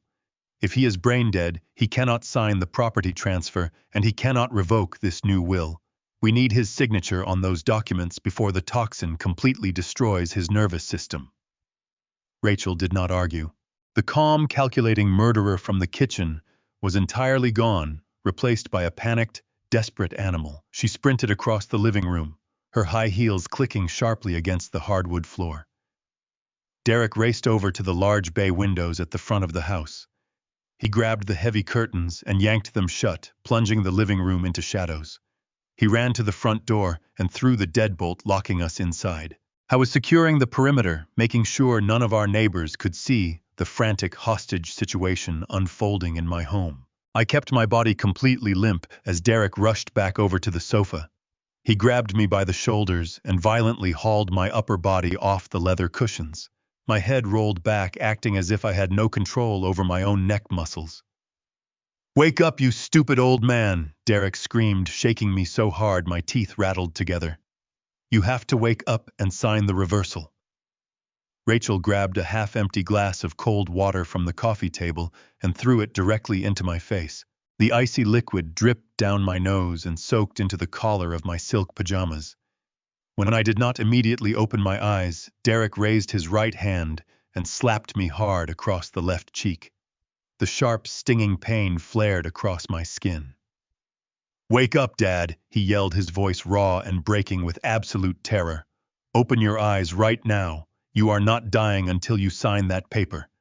He slapped me a second time, hitting my jaw with the palm of his hand. He grabbed the lapels of my pajamas, pulling me forward, so my face was merely inches from his. I could smell the stale coffee and bitter panic on his breath. "Sign the paper," Derek demanded, shaking me again. "You have to sign the property deed so I can save my own life." I let the silence stretch for exactly 3 seconds. I wanted him to feel the absolute bottomless depth of his own desperation. I wanted him to realize that all his manipulative tactics, all his lies, and all his cruel betrayals had led him to this exact pathetic moment. And then I decided that the performance was finally over. I stopped letting my head loll backward. I stiffened my spine and locked the muscles in my neck. I planted my bare feet firmly on the carpet and smoothly pushed myself out of his grip. Derek stumbled back, his hands falling away from my shirt, as if he had just touched a burning stove. I reached up with a steady hand and calmly wiped the cold water from my cheek. I adjusted the collar of my pajamas, smoothing out the wrinkled silk. I opened my eyes and looked directly into the soul of the man who used to be my son. My gaze was piercing, sharp, and entirely lucid. There was no trace of the slurring, confused stroke victim I had pretended to be just moments before. I sat perfectly straight on the edge of the sofa, projecting the unyielding authority of a man who had commanded thousands of workers across 4 decades. "I am not signing anything, Derek," I said, my voice booming through the shadowy living room with deep, resonant strength, and for the record that coffee tasted like garbage. The reaction was immediate and profound. Rachel let out a piercing shriek, stumbling backward until her back hit the hallway wall. She stared at me as if I had just risen from the dead, her hands flying up to cover her mouth. Derek stood frozen in the center of the living room, his mouth hanging open in sheer disbelief. He looked from my steady posture to the potted fern on the end table, where a dark stain of spilled coffee was quickly seeping into the soil. "You did not drink it," Derek whispered, his voice barely audible over his own rapid breathing. "You were faking it. You heard everything we said." I heard every single word, I confirmed, folding my hands neatly in my lap. "I heard you complain about your gambling debts. I heard your wife explain how she purchased a synthetic neurotoxin. And I heard you agree that I had lived long enough. You were going to watch me die on this sofa and step over my corpse to steal my life savings." Derek began to shake violently. The realization that his entire plan had completely unraveled shattered the last remaining pieces of his sanity. He was trapped. He owed $600,000 to violent criminals. He had no collateral, no house deed, and no inheritance. The money was gone, and the father he thought he could easily manipulate was staring back at him with absolute cold resolve. "You set us up," Rachel cried out, pointing a shaking finger at me. "You changed your will just to trap us." "I did not set you up, Rachel," I replied, keeping my tone perfectly even. "I simply stopped being a blind bank account and started paying attention to the monsters living inside my own house. You dug your own grave the moment you brought poison into my home." Derek let out a sudden, desperate roar. The cold panic in his eyes contorted into a violent rage. Quiet manipulation was no longer a viable option. He reached behind his back and shoved his hand deep into the waistband of his trousers. Derek pulled a loaded black handgun directly from his pants. He raised his arm, stepping forward until the barrel was pointing squarely at my chest. "Sign the paper, Dad," Derek yelled. "I am not going down for this." I looked down the dark, hollow barrel of the handgun, pointing squarely at my chest. For a man threatened with immediate death, I felt completely at peace. My heart did not race. My breathing did not quicken. In my 40 years of navigating commercial construction deals, I had sat across the table from ruthless billionaires and corrupt politicians. I had learned to read the microscopic shifts in a person's body language. Looking at my son right now, I saw nothing to be afraid of. Derek held the weapon with both hands, but the metal barrel vibrated erratically. His knuckles were bone white, and a bead of sweat rolled down his pale face. He did not have the stance of a hardened killer. He had the stance of a terrified, cornered little boy who had finally realized he was out of his depth. I leaned back against the leather cushions, crossing my right leg over my left knee. "Are you actually going to pull that trigger, Derek?" I asked, my voice smooth, steady, and completely conversational, as if we were discussing the weather. "If you are going to shoot your own father in the middle of his living room, you need to grip the firearm much tighter. The recoil on a heavy-caliber weapon will snap your wrist back if you hold it like a coward." Derek flinched, as if my words were physical blows. His eyes darted wildly around the shadowy room, searching for an anchor, but finding nothing. "Sign the paper." "Dad," he repeated, his voice cracking into a pathetic whine. "Just sign the deed right now, and nobody has to get hurt." I let out a low, humorless laugh that echoed off the mahogany walls. You really think signing that paper is going to save you? I asked, shaking my head in amusement. You think tossing my house deed to an underground syndicate is going to magically fix the disaster you have made of your life? Let us be honest with each other for once, Derek. You have never successfully fixed a single problem on your own. You spent your 32 years coasting on my money, my reputation, and my hard work. I bought your Ivy League degree in cash because you lacked the work ethic to earn a scholarship. I bought your massive suburban house because you lacked the discipline to save for a down payment. And now that you have managed to dig a hole deep enough that my wallet cannot pull you out of it, you resort to pulling a gun on the man who gave you everything. I shifted my gaze away from him and looked at Rachel. She was pressing her back flat against the hallway wall, looking completely paralyzed by the force of my calm authority. And you rely on her? I continued, gesturing toward his trembling wife. You let a manipulative, materialistic woman convince you to poison your own father just to cover up your massive gambling debts. You let her bring a neurotoxin into my house because you did not have the courage to confess that you lost $600,000. You are not a criminal mastermind, Derek. You are a pathetic, spoiled failure playing dress-up in a velvet blazer. My words dismantled every remaining shred of his false bravado. I used decades of intense negotiation tactics to strip away his defenses, exposing the raw, ugly truth of his absolute incompetence. Derek lowered the handgun by a fraction of an inch. His shoulders slumped forward, and a loud, desperate sob tore from the back of his throat. He looked at Rachel, pleading silently for her to intervene, but she was entirely frozen, staring at me with wide, terrified eyes. She finally realized that the helpless old man they planned to easily murder was entirely in control of the room. I slowly uncrossed my legs and placed both of my feet firmly on the carpet. I reached my left hand up and calmly adjusted the collar of my silk pajamas, smoothing out the wrinkled fabric. Then I raised my left wrist and casually tapped the glass face of my watch with my index finger. You know, Derek, I said, my tone shifting from conversational to dangerously sharp, I spent 4 decades designing the structural frameworks for the most secure commercial high-rises in the Pacific Northwest. I integrated complex security protocols into billion-dollar bank vaults and highly classified corporate data centers. You did not really think an engineer builds a house without an advanced alarm system, did you? The blood vanished from Derek's pale face. He stared at my watch, his chest heaving with rapid, shallow breaths. What are you talking about? He whispered, his voice barely making a sound. I leaned forward, resting my elbows on my knees. I am talking about the 3 high-definition micro cameras I installed in this room yesterday afternoon, I explained, pointing up at the crystal chandelier above the dining table and then down at the glass coffee table sitting between us. I am talking about the secure remote cloud server that has been live streaming every single second of this pathetic hostage situation to Jason Reed and the local police department for the last 20 minutes. Rachel let out a piercing, gut-wrenching scream.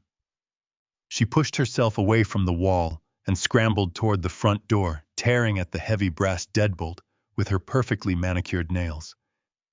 The reality of her impending imprisonment hit her with the force of a freight train. She had just been recorded on pristine high-definition video handing a poisoned cup of coffee to her father-in-law, while her husband pointed a loaded weapon at his chest. Derek dropped the handgun entirely. The heavy metal weapon hit the hardwood floor with a loud clatter. He fell to his knees, covering his face with both hands, as loud, racking sobs echoed through the living room. The distant wail of police sirens suddenly pierced through the quiet suburban morning with a deafening intensity. The terrifying sound grew rapidly louder as multiple police cruisers sped recklessly down the residential street. Red and blue emergency lights flashed brilliantly through the narrow gaps in the living room blinds, painting the dark walls in a chaotic, frantic glow. Rachel abandoned the front door and desperately tried to sprint toward the back patio, screaming hysterically. Before she could even take 3 steps, the heavy mahogany door was kicked violently off its hinges, The thick wood splintered and shattered as 5 heavily armed tactical officers flooded into the foyer. They moved with terrifying speed, screaming loud commands and sweeping the entire room with their tactical rifles. "Get on the ground right now," one of the officers roared, pointing his weapon at Derek. Another officer tackled Rachel to the floor, pinning her arms behind her back as the metal handcuffs clicked shut with a sharp snap. Derek was thrown violently onto his stomach. An officer pressed a heavy combat boot into his shoulder blade, neutralizing him. As they yanked his arms behind his back, Derek stopped sobbing. A terrifying sound erupted from his throat. It was a manic, hysterical laugh that sent a shiver directly down my spine. He twisted his neck to look up at me, his eyes wide and unhinged. "You think you won!" he screamed, laughing hysterically against the floorboards. "You think calling the police means you are safe. The syndicate does not care about the police, Dad. The deadline is up. The syndicate is coming for the house today, and they will kill you for the debt." His manic laughter echoed through the hallway as the tactical officers dragged him toward the front door. Derek kept laughing, that terrible hollow sound bouncing off the walls. Rachel sobbed uncontrollably as a female officer escorted her out. I stood in the living room and watched the heavy wooden door swing shut. The emergency lights flashed brilliantly, casting long, distorted shadows across the carpet. I walked over and pulled the heavy curtains aside to look out. People stood pointing and whispering as my son and his wife were shoved into 2 police cruisers. The engines roared to life and the vehicles sped away. The flashing lights slowly faded, leaving my house in complete silence. I turned away from the window and surveyed the chaotic destruction. The thick property deed documents were scattered near the open steel safe. Sitting innocuously in the large potted fern was the dark stain of the poisoned coffee my daughter-in-law had prepared just an hour ago. I sat on the leather sofa, feeling the immense weight of the morning catch up to my bones. I had survived the 2 people who wanted me dead and sent them to federal prison. But the chilling final words my son had screamed at me still rang loudly in my ears. "The syndicate is coming for the house today, and they will kill you for the debt." I leaned my head back and closed my eyes, taking a deep breath. Sending Derek to jail neutralized the immediate internal threat, but did nothing to stop the external danger he invited into my life. The underground betting syndicate still held a digitally forged lien on my property. They were violent men who only cared about their money. Before I could formulate a plan, a sharp knock on the front door startled me. It was my private attorney, Mike Donovan. I unlocked the deadbolt and pulled the heavy door open. Mike stepped inside, checking his surroundings with the calculating eyes of a former federal prosecutor. He walked straight into the living room and looked at the scattered documents. "The police captain called me on my way over," Mike said, his deep voice filling the quiet room. "He told me they arrested your son and his wife for attempted murder and financial fraud." I nodded slowly, running a tired hand over my face. "I did what I had to do, Mike. They were going to kill me this morning and steal my entire estate. Derek and Rachel are going away for a very long time." Mike did not smile. He sat down on the edge of the dining table, his expression intensely grim. "Putting them behind bars was the easy part, Victor," he said, crossing his arms. "But we have a massive problem, and the local police cannot help us solve it." "What are you talking about, Mike?" "Derek is in custody. The property transfer document is unsigned and completely void. They cannot touch my assets." Mike shook his head, rubbing his temples in frustration. "You are thinking like a corporate engineer, Victor. You are thinking about legal contracts and probate courts. The people your son owes money to do not operate inside the legal system.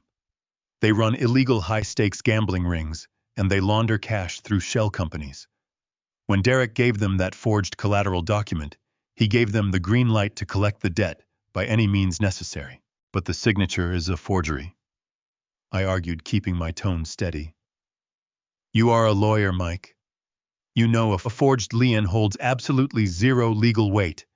Any judge in this county would throw that document out of court." Mike let out a bitter, humorless laugh. "Victor, you are not listening to me. The syndicate is never going to take you to a civil court. They do not care that the signature was forged, and they do not care that your son is sitting in a jail cell. As far as they are concerned, Derek owes them $600,000, and your primary residence is the only tangible asset left on the table. The reality of the situation washed over me with terrifying clarity. The police had removed the poison from my home, but they had left me completely exposed to a much larger threat. "What are you suggesting, Mike?" I asked. "I am suggesting that you pack a bag right now," Mike replied. "We need to leave this house immediately. I have a secure private property upstate. You can stay there until I can file a federal injunction and get the Bureau of Investigation involved. If they send enforcers to collect the debt, they will not politely knock on your door. They will break the windows, burn the property, and hurt anyone standing inside." I looked around the beautiful home I had lived in for 30 years. I thought about my late wife, Diana, and all the memories we had built within these walls. I had worked 40 years to secure this life. I had just survived an assassination attempt by my own flesh and blood. I was not going to run away and hide in a cabin like a frightened animal. "I am not leaving, Mike," I said, my voice dropping to a low, resolute whisper.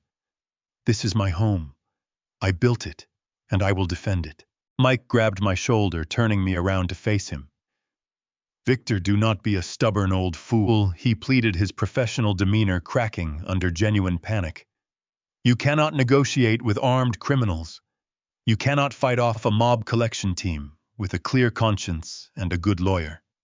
We have to go right now before they realize Derek has been arrested." I opened my mouth to respond, but the words died instantly in my throat. Outside the bay window, the very last police cruiser turned the corner at the end of the block and disappeared from sight. The neighborhood was completely empty and vulnerable. Less than 10 seconds later, the deep, aggressive rumble of heavy engines broke the quiet morning air. Mike stepped up beside me, his breath catching audibly in his chest. 3 massive black sport utility vehicles turned onto my street. They did not have any license plates. Their windows were tinted completely black, reflecting the gray morning sky. The lead vehicle suddenly accelerated, jumping the concrete curb and driving directly onto my manicured front lawn. The heavy tires tore deep, muddy trenches into the green grass, stopping merely 15 feet away from my front porch. The second and third vehicles swerved onto the property, flanking the first car and forming a tight, aggressive blockade right outside my living room window. Mike stumbled backward away from the glass, his hands reaching frantically into his coat pockets. "They are here," he whispered, his voice trembling with absolute terror. "Victor, they are here right now." I stood perfectly still, watching the terrifying scene unfold in my front yard. The heavy doors of the 3 black vehicles swung open in perfect, terrifying unison. 6 large men stepped out into the cold morning air.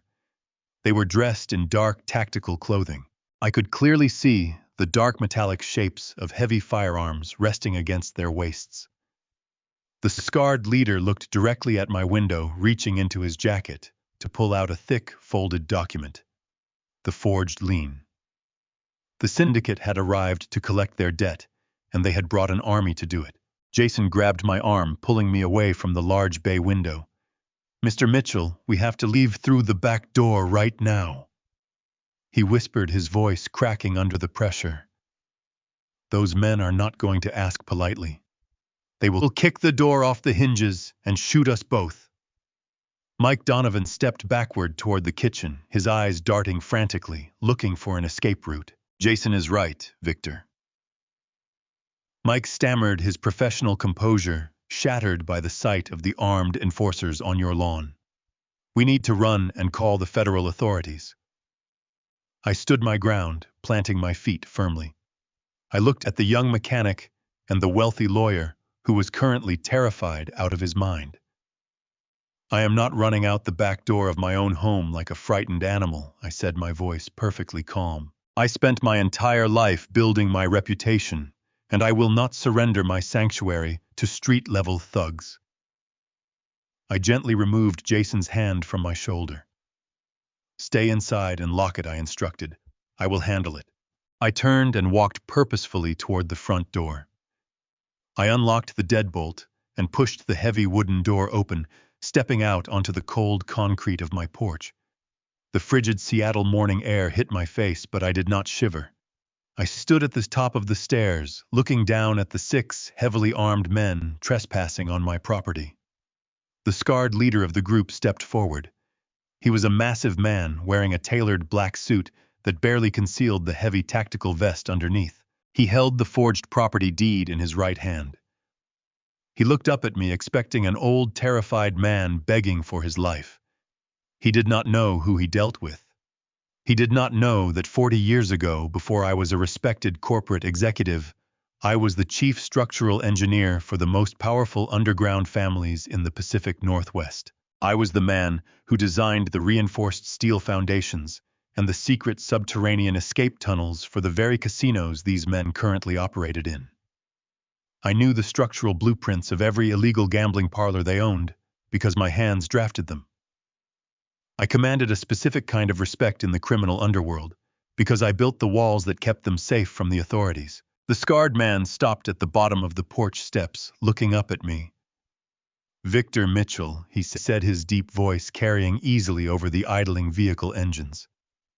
"I am told you are a reasonable man.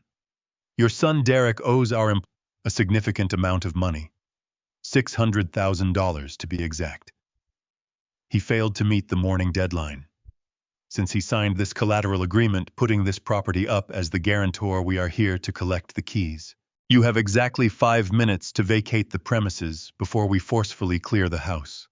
I looked down at the man, feeling absolutely no fear. I slowly descended the first 3 concrete steps, closing the distance between us.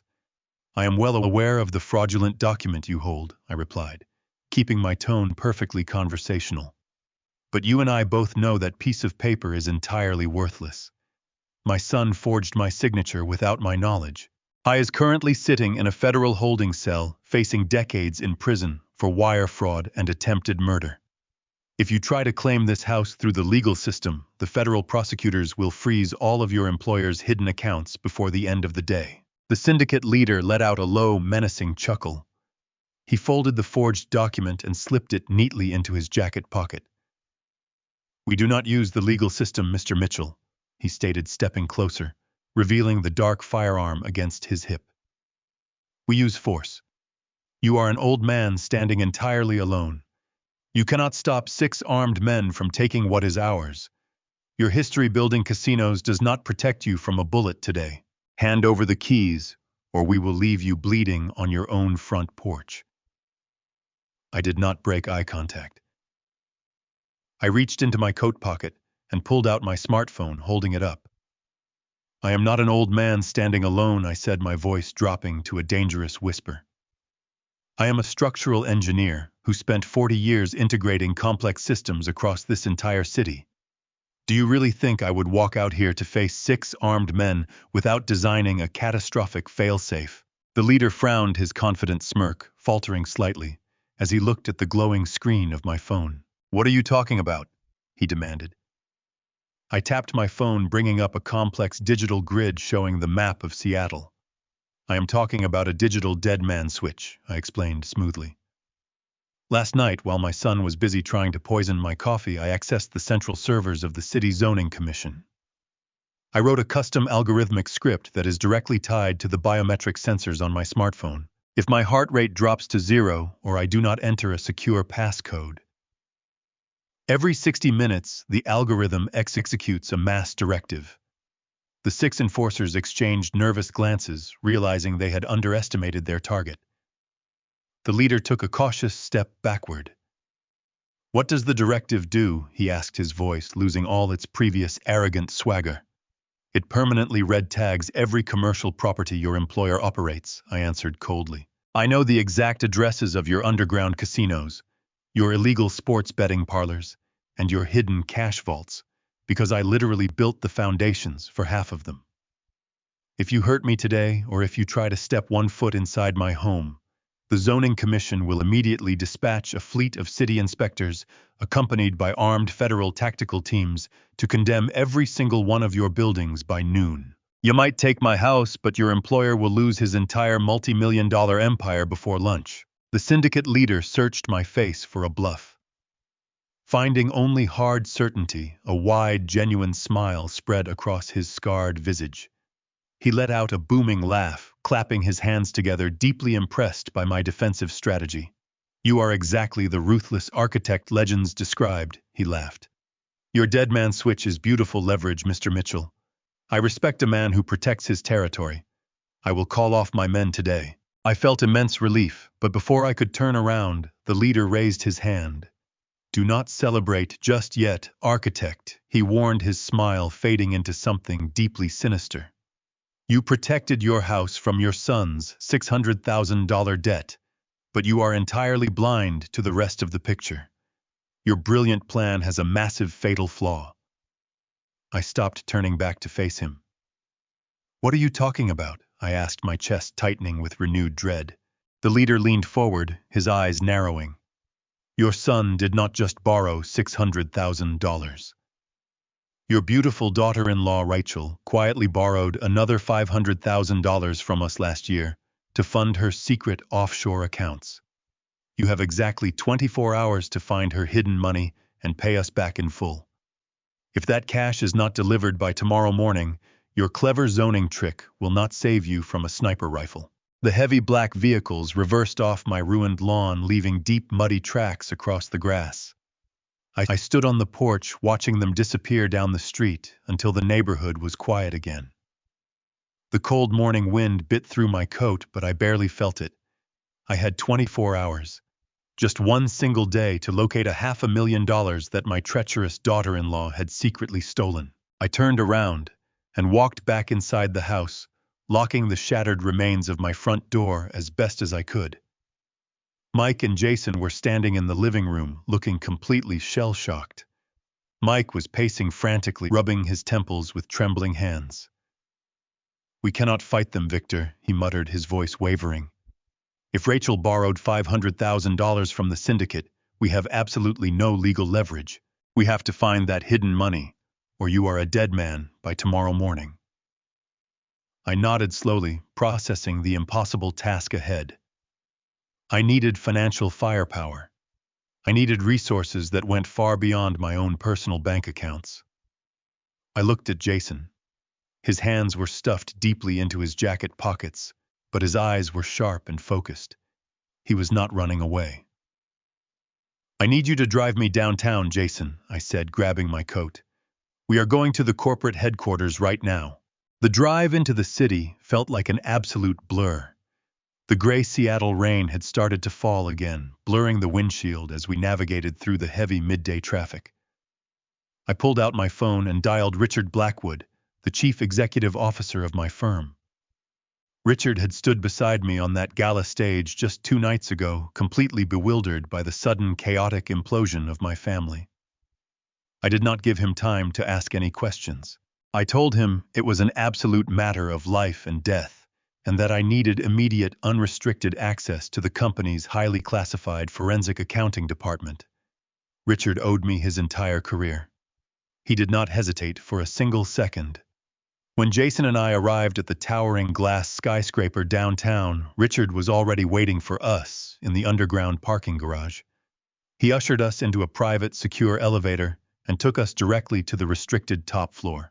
We walked into a massive, windowless server room filled with glowing monitors and high-speed processing units. Richard had cleared the entire floor, sending the regular accounting staff home for the rest of the day. You have full administrative access to our proprietary tracking software, Victor, Richard said, his voice echoing in the quiet, chilled room. Tell me exactly what we are looking for. I took a seat at the main terminal, stretching my fingers over the keyboard. We are looking for a financial ghost, I explained, typing in Rachel's personal information. My daughter-in-law siphoned $500,000 from a violent underground syndicate. She hid it somewhere offshore. If we do not find the exact routing pathway and recover those stolen funds by dawn, I am not going to survive the week. Jason pulled up a rolling chair beside me, his mechanical background translating surprisingly well to the complex hardware interface. Richard stood over our shoulders, monitoring the immense network traffic on a secondary display. For the next 8 agonizing hours, we scoured every single digital footprint Rachel had ever left behind. We relentlessly dug through her credit card statements, her social media metadata, and her encrypted email servers. We ordered takeout food, but nobody touched it. The tension in the windowless room was absolutely suffocating. She had been incredibly careful. She used advanced virtual private networks and numerous anonymous shell corporations to bounce the stolen money across dozens of international borders. It was a highly sophisticated digital maze intentionally designed to confuse standard banking audits. But Rachel was an arrogant amateur playing against men who had built the structural algorithms for international banking vaults. "Look at this strange routing number," Jason pointed, tapping his oil-stained finger against the bright monitor. She wired $20,000 to a boutique law firm located in Geneva exactly 3 months ago. That specific firm specializes in creating anonymous tax shelters for high-net-worth clients. Richard leaned closer, his eyes narrowing sharply as he analyzed the rapidly moving data packets. "Let me run a deep forensic trace on that specific transaction protocol," he said, typing furiously on a secondary wireless keyboard. The massive server computers hummed loudly as the heavy algorithms processed the complicated encrypted data, searching for a match. A few agonizing minutes later, a massive breakthrough finally illuminated the main screen. A hidden digital pathway emerged, showing the entire $500,000 sum being deposited into a single consolidated account. "We found it." I breathed a heavy, exhausted sigh of relief washing over my tense body. The money is sitting completely untouched in a high-yield offshore trust, securely located in the Cayman Islands. Richard quickly initiated a forced remote access protocol to extract the funds and route them directly back to my domestic accounts. We just needed to wire the money directly to the syndicate leader, and the lethal debt would be entirely wiped clean. But as Richard confidently executed the final transfer command, the entire computer screen suddenly flashed a bright, aggressive crimson red. An automated security prompt abruptly popped up, blocking the transaction entirely. "Access denied," the computerized voice chimed loudly through the room speakers. "Biometric verification required." I stared at the flashing red warning, my heart sinking like a heavy stone. "What does that mean?" I asked, my voice tightening with renewed panic. Richard typed frantically, trying his hardest to bypass the sudden security wall, but the system aggressively locked him out completely. "It is a highly specialized voice-activated firewall," Richard explained, stepping back from the terminal in absolute sheer defeat. "The offshore Cayman Trust is tightly secured by an advanced vocal recognition program. The account strictly requires a specific pre-recorded audio passphrase, spoken exclusively by the original account holder." My stomach plummeted as the horrific reality of our current situation settled heavily over the cold server room. Rachel had not just hidden the stolen money in a distant bank. She had intentionally placed it behind a virtually impenetrable biometric lock. No amount of advanced corporate hacking or brilliant forensic accounting could possibly bypass a biological voice print. The entire $500,000 was securely suspended in a digital vault, and there was only one living key that could possibly open it. "We need her voice," Jason whispered, staring blankly at the locked, glowing monitor. "We cannot wire the money to the syndicate without her speaking the exact audio passcode into this terminal." I looked at the digital clock glowing brightly in the bottom right corner of the screen. It was almost midnight. The sun would rise in exactly 6 short hours. The scarred enforcer and his heavily armed team would return to my shattered front door, demanding the money.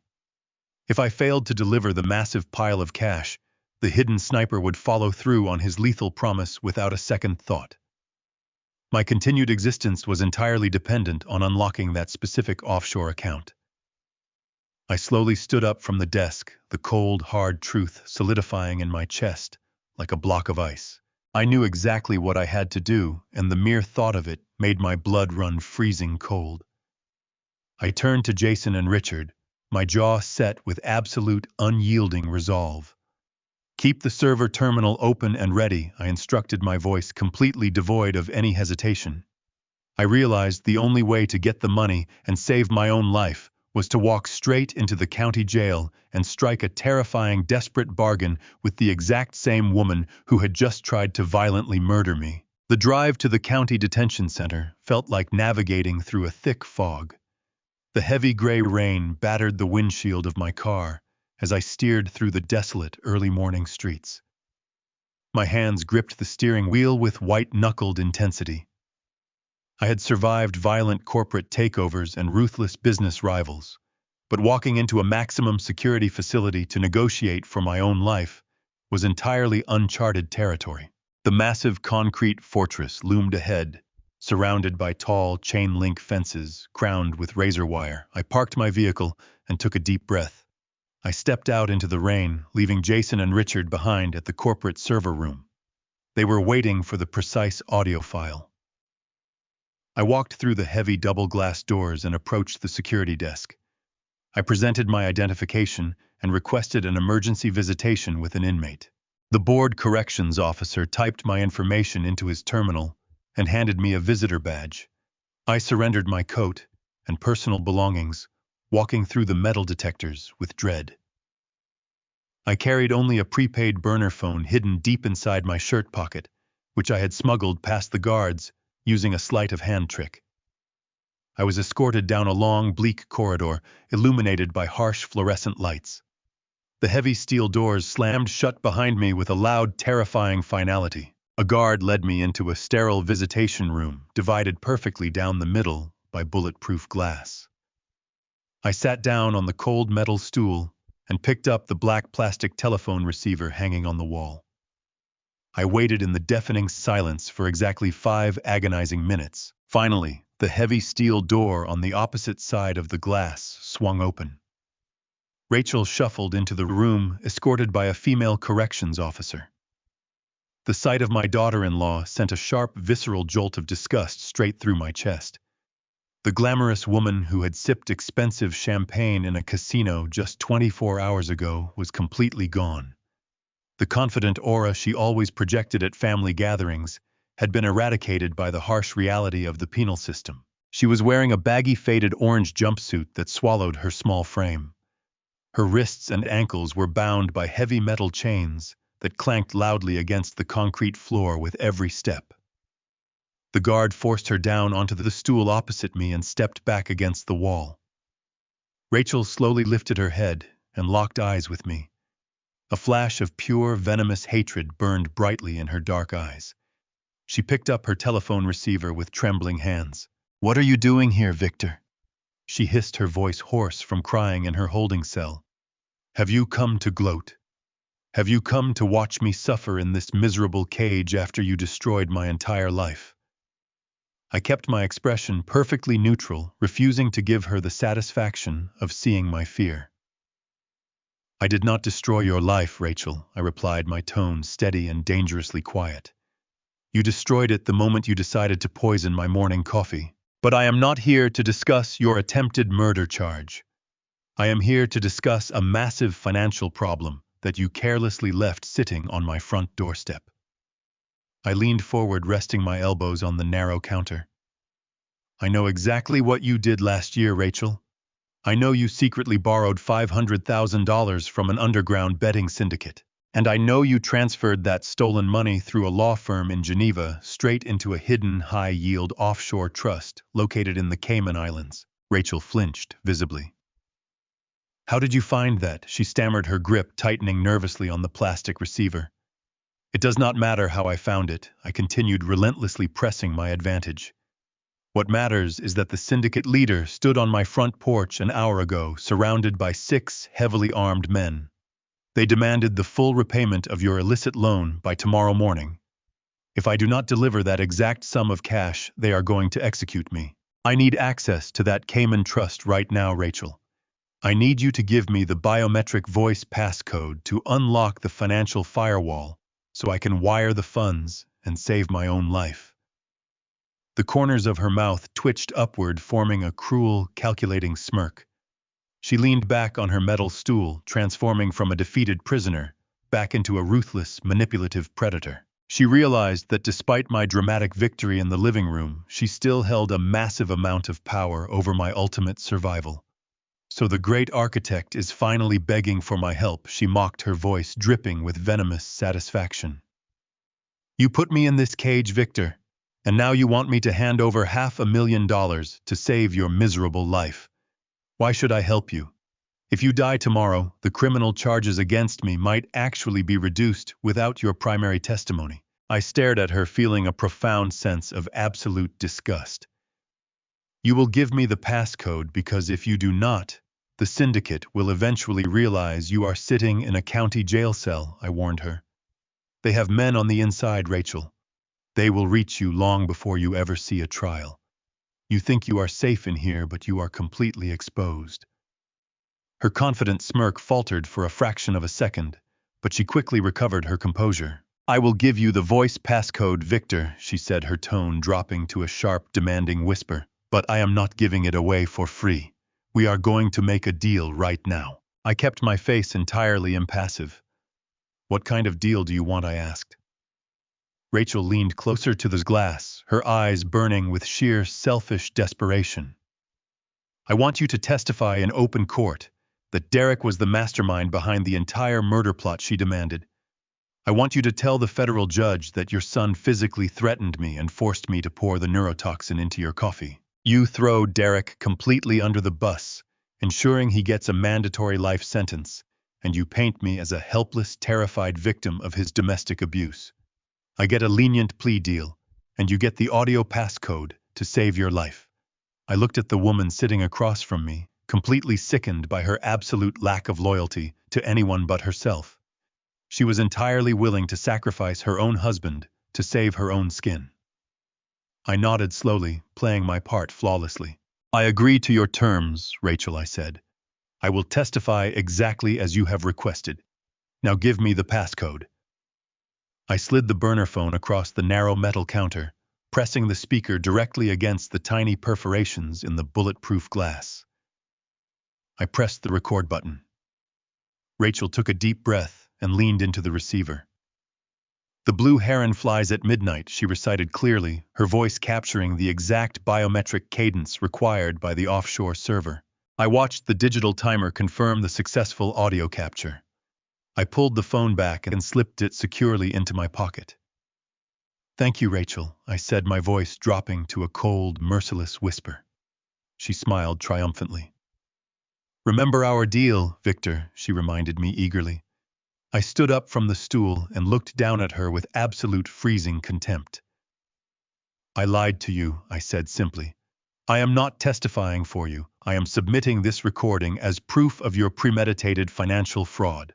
Have fun rotting in maximum security." I slowly turned my back on her and walked away, leaving her screaming hysterically behind the thick, bulletproof glass. The steel doors of the detention center slammed shut, cutting off the frantic sounds of my daughter-in-law. I walked into the freezing rain, feeling a profound sense of clarity. Gripping the phone, holding the biometric file we desperately needed, I drove back to corporate headquarters as fast as the roads allowed. When I walked into the server room, Jason and Richard were sitting exactly where I left them. They stood up immediately. "We have the passcode," I said. Richard connected the device to the terminal. He isolated Rachel's recorded voice and routed the file into the biometric security prompt on the offshore interface. The algorithm processed the cadence for 3 agonizing seconds. Then this glowing red screen flashed a brilliant green. "Access granted," the computerized voice announced. Richard executed a direct wire transfer, routing the $500,000 straight from the Cayman Trust into the secure holding account the syndicate provided. We watched the loading bar race across the monitor until the confirmation screen appeared. Less than 5 minutes later, my cell phone vibrated. I answered, putting the device on speakerphone. It was the scarred enforcer from my front porch. "We received the wire transfer, architect," the man said, his deep voice carrying genuine respect. "Your son's debt has been completely nullified, and the fraudulent lien on your property has been permanently wiped from our ledgers. We will never bother you again." The line went dead. A crushing weight lifted off my shoulders. The immediate danger was over, but justice was only beginning. 3 weeks later, I walked into the federal courthouse. The courtroom was packed with journalists, spectators, and defense attorneys. I took a seat in the front row, sitting perfectly straight. Jason sat beside me, offering unwavering support. The bailiffs escorted Derek and Rachel into the room. They wore orange prison jumpsuits, their wrists bound by heavy metal chains. The arrogant, glamorous couple from the casino video was entirely gone. They looked hollow, terrified, and utterly exhausted. They sat at the defense tables looking miserable. Derek saw me sitting in the gallery. His eyes widened with a desperate, pleading look, but I simply stared right back at him with an expression of cold, unbreakable stone. I did not feel an ounce of pity. The judge struck his gavel and called the hearing to order. The lead prosecutor, a sharp, articulate woman, stood up and addressed the courtroom. "Your Honor," she began, her voice projecting clearly, "we are here today to present undeniable evidence of a conspiracy to commit murder accompanied by financial fraud. The defendants deliberately plotted to assassinate an elderly family member using a synthetic neurotoxin to secure a life insurance payout and cover up illicit gambling debts." Derek's defense attorney jumped up, attempting to object. He boldly asserted that there was zero physical proof of any murder plot. The prosecutor did not flinch. She calmly turned to the judge and requested permission to introduce Exhibit A directly into the official court record. The judge granted permission. The prosecutor signaled to her technical assistant, who quickly activated the large digital monitors positioned around the courtroom. The screens flickered to life, displaying the high-definition video I recorded from the hidden camera inside my chandelier. The crystal-clear audio filled the silent courtroom, capturing every horrifying detail of their late-night conversation. The gallery gasped in shock as they watched Rachel pull the small glass vial of clear neurotoxin from her designer purse. They listened in stunned silence as she meticulously explained how the deadly poison would trigger a massive, fatal stroke, making it look exactly like a natural heart attack. And then the most devastating moment played loudly for everyone to hear. The court watched my own son hesitate for a fraction of a second before nodding his head and agreeing to the brutal execution. "Do it," he said on the video, his voice cold and callous. "He has lived long enough." Derek buried his face in his hands, sobbing loudly as his own words condemned him. Rachel sat completely frozen, staring blankly at the monitors as her sinister plot was laid bare. But the prosecutor was not finished dismantling them. She turned back to the judge, projecting a stern, unyielding authority. "Your Honor, the prosecution would also like to submit Exhibit B," she announced, pulling an audio file onto the screen. "This is a verified jailhouse recording captured just 3 weeks ago during a visitation session. We believe this recording clearly demonstrates the defendants' sheer lack of remorse and their willingness to manipulate the justice system." She pressed a button on her laptop. Rachel's voice echoed loudly through the court speakers, capturing the exact desperate bargain she tried to strike with me behind the bulletproof glass. "I want you to testify in open court that Derek was the mastermind behind the entire murder plot," the recording played.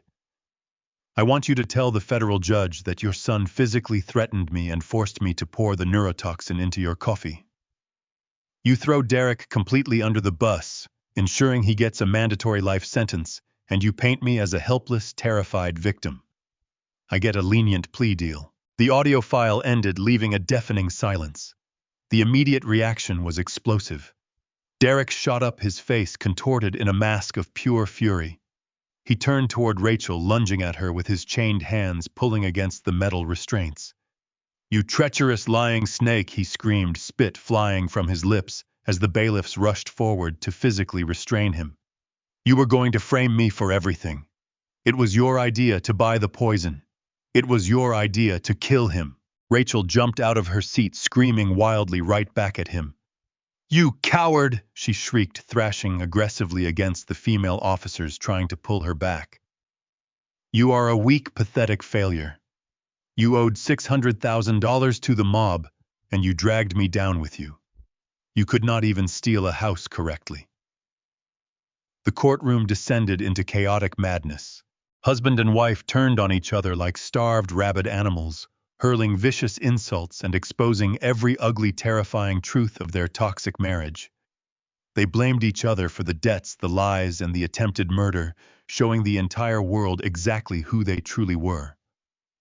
The judge hammered his wooden gavel repeatedly, demanding order, but the bitter screaming match continued until the guards physically separated them and forced them back down into their chairs. "Order in my court!" The judge roared, his face red with righteous anger. Based on the overwhelming severity of this digital evidence and the extreme flight risk posed by both individuals, bail is absolutely denied. The defendants will remain in federal custody until their formal criminal trial. The heavy gavel struck the wooden block, sealing their terrible fate. I sat in the front row and watched as the guards hauled my son and his wife away. Derek looked back at me one last time, tears streaming down his ruined face, but I simply turned my head away. The toxic, rotting infection that threatened to destroy my entire existence had finally been completely excised. I stood up, adjusting my coat. Jason walked beside me, placing a gentle, respectful hand on my back. We walked out of the massive mahogany doors and stepped into the bright, warm Seattle sunlight. For the first time in 70 years, I felt immense closure. The battle was over, and the peaceful rest of my life was beginning. 1 year had passed since that chaotic morning outside the federal courthouse. The seasons brought a profound sense of healing to my life, washing away the lingering shadows of betrayal. The corporate firm continued to thrive under Richard Blackwood, and I officially stepped down to embrace a quiet retirement. My days were no longer dictated by high-stakes board meetings or the exhausting pressure of managing massive real estate portfolios. Instead, I stood inside a sprawling, renovated industrial warehouse located on the southern edge of the city. The structure boasted vaulted ceilings, exposed steel beams, and polished concrete floors. Painted proudly across the exterior brick wall was the name of the new enterprise: Reed and Mitchell Innovations. The $800,000 corporate trust grant had not been wasted on luxury. Jason had taken that money and poured his fierce dedication into building something truly extraordinary. He did not just upgrade his struggling auto mechanic shop. He completely revolutionized it. The facility was a state-of-the-art automotive engineering center, equipped with the latest diagnostic technology. The air was filled with the energetic sounds of progress, the sharp metallic hum of pneumatic drills, the bright crackling sparks of precision welding, and classic rock music echoing from a radio. But the most impressive part of the entire operation was not the expensive machinery or the square footage. It was the people operating the equipment. Jason structured the business to serve as a comprehensive vocational training academy for at-risk youth. He partnered with local community centers to recruit young men and women who had grown up in the toughest neighborhoods, facing the exact same financial hardships that he had once endured. Instead of letting them fall into the dangerous syndicates that ruined my own son's life, Jason offered them a legitimate path forward. He gave them stable employment, fair wages, and hands-on mentorship. As I walked through the warehouse, I watched these teenagers working diligently, alongside seasoned mechanics. They learned how to rebuild complex engines and fabricate custom suspension systems. They learned the value of hard work, discipline, and mutual respect. I saw genuine pride glowing in their eyes when they repaired a difficult transmission. They were building a real future, and Jason was their architect. I stood near the main office, observing the thriving ecosystem with a deep sense of peace. The bitter memories of my past had finally begun to fade. Derek and Rachel were serving lengthy sentences in a maximum security federal penitentiary. The steel doors of the justice system had locked them away from society, forcing them to face the consequences of their ruthless greed and attempted murder. I had not visited them a single time. I felt no obligation to look upon the faces of the people who plotted to end my life. My suburban home was no longer a fortress of anxiety. It was a quiet, comfortable sanctuary where I spent my evenings reading historical biographies and watching the rain fall against the bay windows. The toxic infection that plagued my family had been excised. As I leaned against the sturdy metal railing, I saw Jason wiping his hands on a clean blue shop towel. He wore a dark gray uniform shirt with the company logo embroidered neatly over his chest. He spotted me standing by the office, and a wide, genuine smile broke across his face.